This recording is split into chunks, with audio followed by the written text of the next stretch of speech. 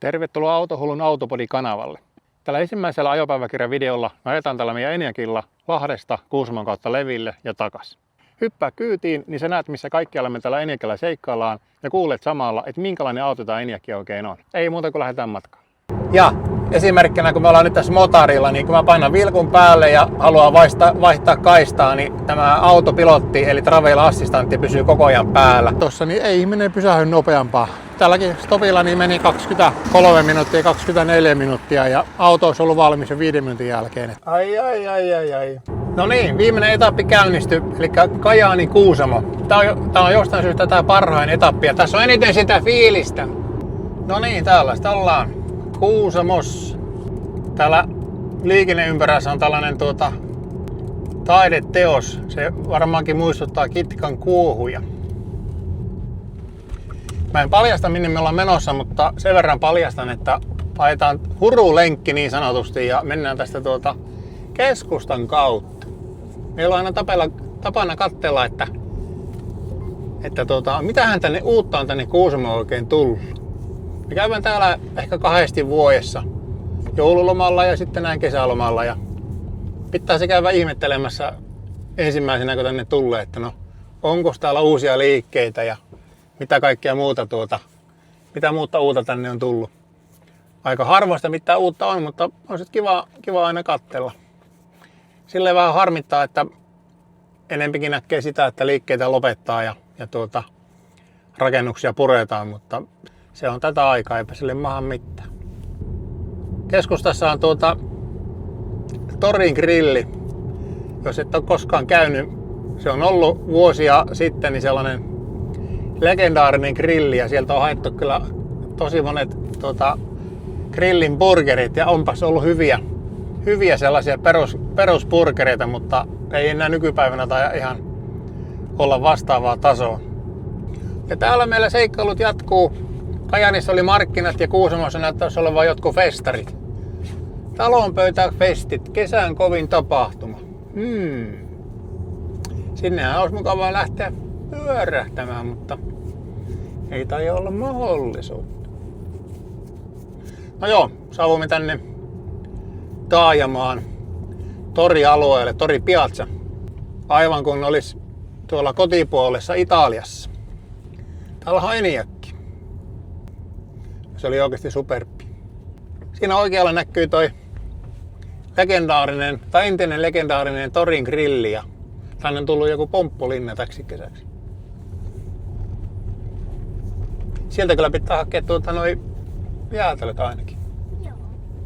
Jos ei käydä sitten grilliltä kokeilemaan burgeria pitkästä aikaa. Smash Peconi Burger, 12 €. Ja sitten lähdetään tänne keskustasta tänne länteen. Täällä on lisää kaiken näköistä. Nämä Kuusamon valot on hienot niin talvella kun tänne tulee. Päiväsaikaakin on aika hämärää, niin täällä on koko ajan hienot valot päällä. Tai melkein koko ajan. Ei tänne kyllä mitään uutta ole tullut. Ja aika hiljaista tuntuu olevan. Tuntuisi, että porukalla on jo lomat alkanut, niin kuin mekin tänne tultiin, niin tuntuisi, että täällä olisi turisteja, mutta aika hiljasta. No joo, sitten mä lyön kamera kiinni, me mennään tonne salaiseen lokaatioon. En paljasta minne mennään, mutta jatketaan sitten muilla kuvioilla myöhemmin. No niin, nyt ollaan täällä salaisessa lokaatiossa ja täällä on paistumassa muurikkalättyjä. No niin, Kuusamon APC-lataus ja tässä näkyy syy, miksi mä kävin Ionitilla tällä reissulla, eli täällä on töpselit täynnä. Teslalla on pari autoa latauksessa, mutta APC-latauksella on kaikki töpselit käytössä. Mutta se ei ollut tämän reissun pointti. Me mennään Kuusamon Prismaan ja mä näytän kohta, että mitä sieltä kannattaa ostaa. No niin, täältä sitä lähestytään rieskahyllyä ja katsokaa, täältä sitä löytyy. Tää on Ulla Pirtti Koillismaan rieska ja uunilämmin, uunituore. Siis tää on niin hyvä rieska, että kannattaa ajella ihan pelkästään vaikka tämän rieskan takia niin Lahdesta Kuusamoon. Mä vahvasti suosittelen ja täältä sitten kyytipajaksi siihen niin tosta vihreätä oivariinia tai rohkea mille vielä, mistä täältä löytyy punainen. tosta. Me mennään tällä vihreällä oivariin. Näitä menee aina yhdessä reissussa silleen, että päivän aikana menee pari rieskaa ja tässä jos 3, 4, 5 päivää viettää, niin 10 rieskaa menee helposti. Tää rieska nautitaan sitten reilun oivariinin kerran. Ja puuhella alas reilun kylmän maidon kerran. No niin, Kuusamon APC-lataus ja täällä on taas töpselit täynnä ja Teslalla on 2 latori. Tai 2 lataajaa. No niin, Torigrilliltä burgerit ja jätskit vielä jälkiruuaksi. No niin, on toinen päivä lähestymässä loppuun täällä Kuusamossa ja nyt näyttää range siltä, että meillä on 13% rangia ja 52 kilometriä päästäisiin. Me ollaan tässä nyt APC-latauksella. Laitetaan Kuusamon Prismalla autolaturiin. Ja tässäkään ei ole mitään kummempaa dramatiikkaa, mutta yksi niksi on latauksessa Eniakin kanssa ja nimenomaan osalla tai onko suurimmalla osalla APC-latauksia, niin mä näytän sen kohta. No niin, tervetuloa tänne kaikkein pyhimpään, eli lataus on käynnistetty tuolta sovelluksesta ja tää laturi pyytää, että kytke kaapeli autoon, niin mehän laitetaan kaapeli kiinni ja tökätään tää tänne ihan perinteisesti pum, mutta sitten se niksi on se, että tuetaan tätä kaapelia täältä noin ehkä 30 sentin päästä ja nostetaan kevyesti tuonne kello 1 suuntaan ja pidetään se siinä asti, että täällä käynnistyy tää lataus. Näin, pum. Ja nyt kun se lataus on käynnistynyt, niin voin ottaa tuossa ton johon irti. Eli näissä tietyissä Kempin latureissa ja Eniakeissa on joku probleema, jota mä en tiedä, mutta joskus tuo lataus ei lähde käynnistymään ennen kuin sä johtoa tuet tolleen kädellä nostamalla kevyesti sinne ehkä kello 1 suuntaan. Täällä on 2 muutakin autoa tällä hetkellä, niin ei taideta ton enempää virtaa saa. Ja tässä latausta odotellessa, niin Etelä-Suomessa on APC-latauksilla ihan hyvä tilanne.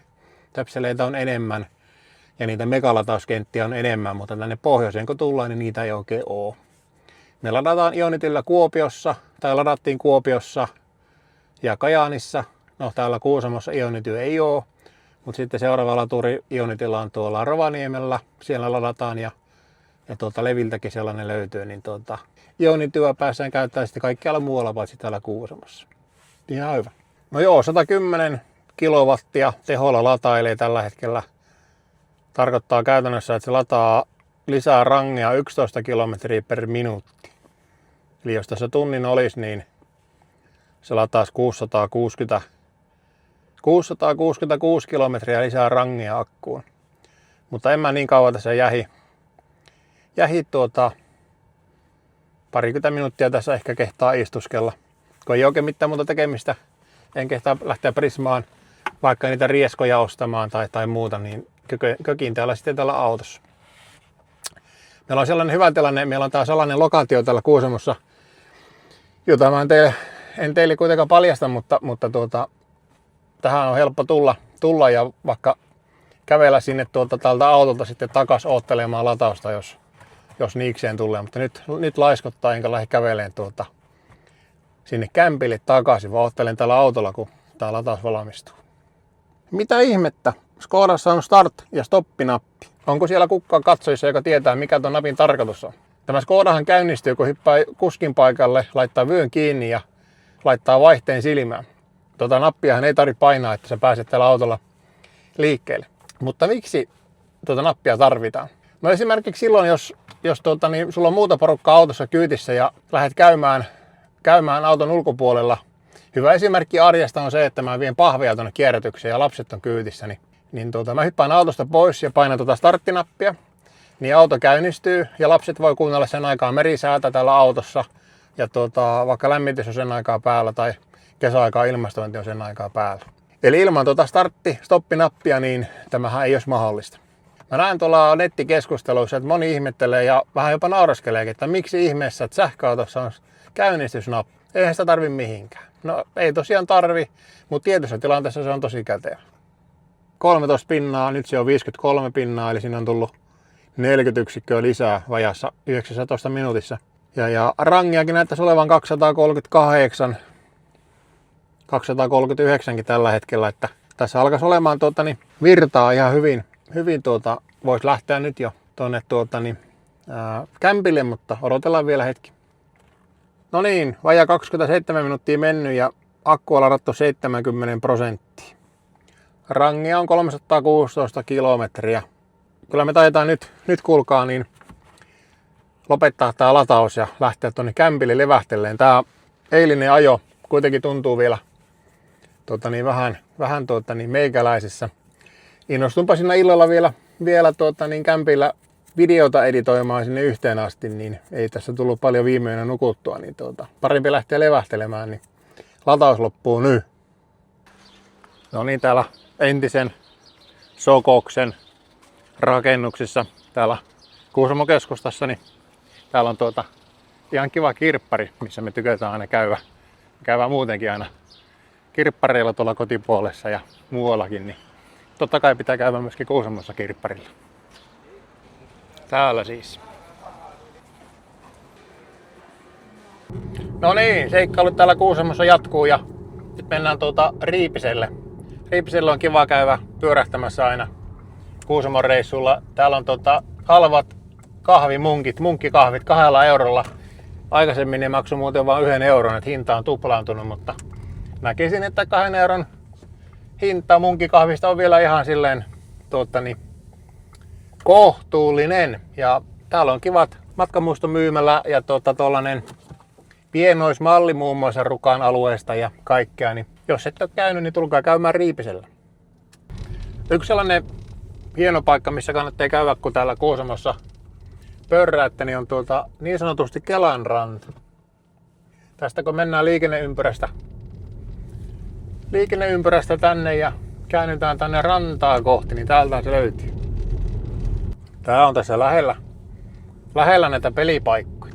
Kattokaa mikä hieno järvi tuolla näkyy ja nyt on aika tyyni keli, niin aika kivan näköistä.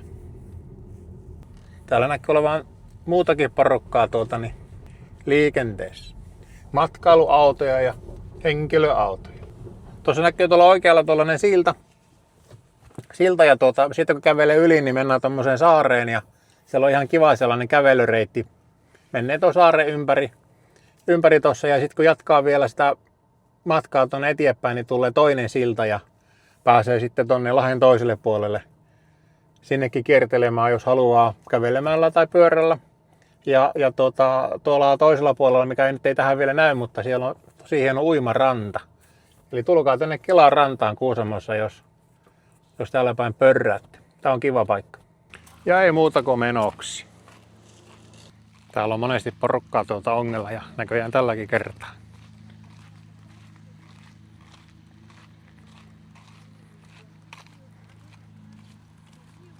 Mamba Green on tuolla jossain puskan takana, se ei ihan näy tähän kuvaan, mutta katsokaapa, kun tää on hieno paikka tää Kelan ranta ja Kirkkosaaren mestat. Tänne kannattaa tulla pyörähtää. No joo, tällainen tää on tää saaren toinen pää ja tuolla näkyy hieno uimaranta hyvällä paikalla ja hienoja taloja aika makeilla tonteilla täällä. Jos joskus rikastuu ja on paljon rahaa, niin mäkin haluaisin tommoselta paikalta kyllä itselle talo. Täällä on hienoa, kun ei tuule. Tällainen paikka, tulkaa pyörähtää. Tässä sitä on komia paikka istuskella ja katsoa hienoja maisemia.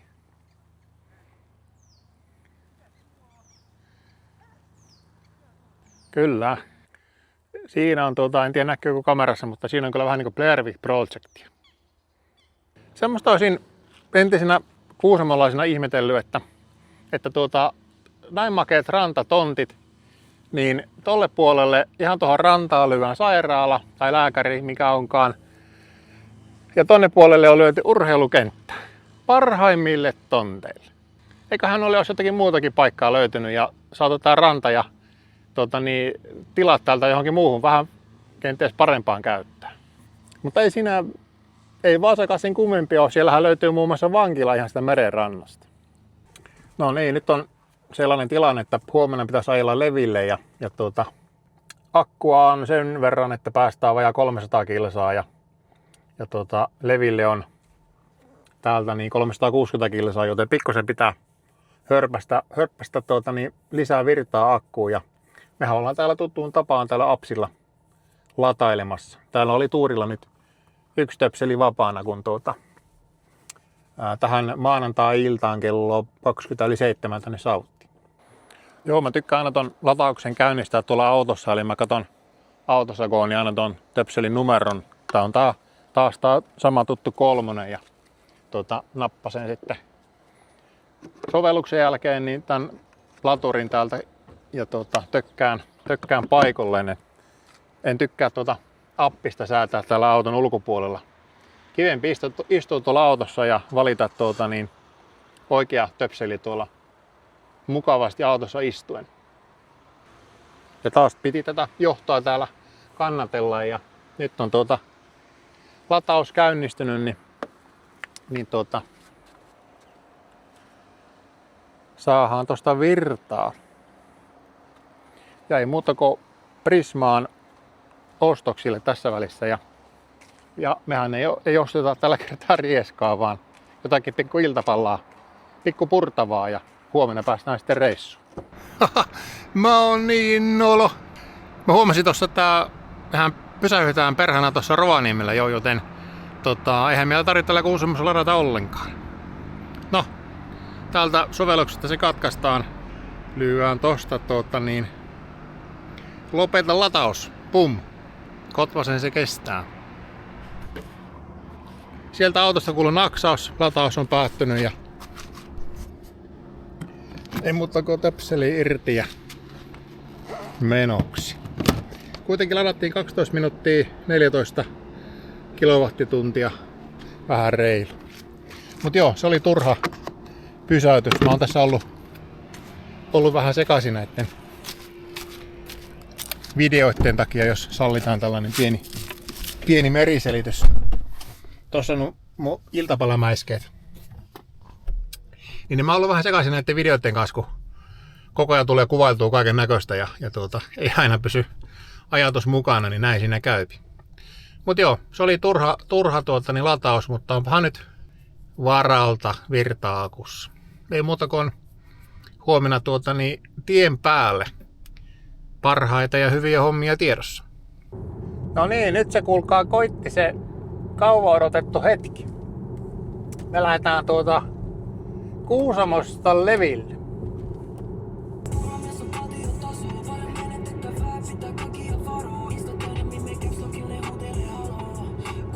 Ja miksi mä käytän individual-asetusta on se, että verrattuna tuohon sporttiasetukseen, mutta nimenomaan vaan kaupunkiolosuhteisiin, että isolla tiellä mä tykkään rullata. Kohta ollaan tuossa Posiolla ja pakko vähän mainostaa, mähän on Posiolta alun perin kotoisin, Posion omia poikia. Ja tuolla netissä liikkuu huhuja, että tänne Peräposiolle tullaan kalastamaan haukia ihan Turusta asti. Pitääkö paikkansa? Toitkana sen digiboksi.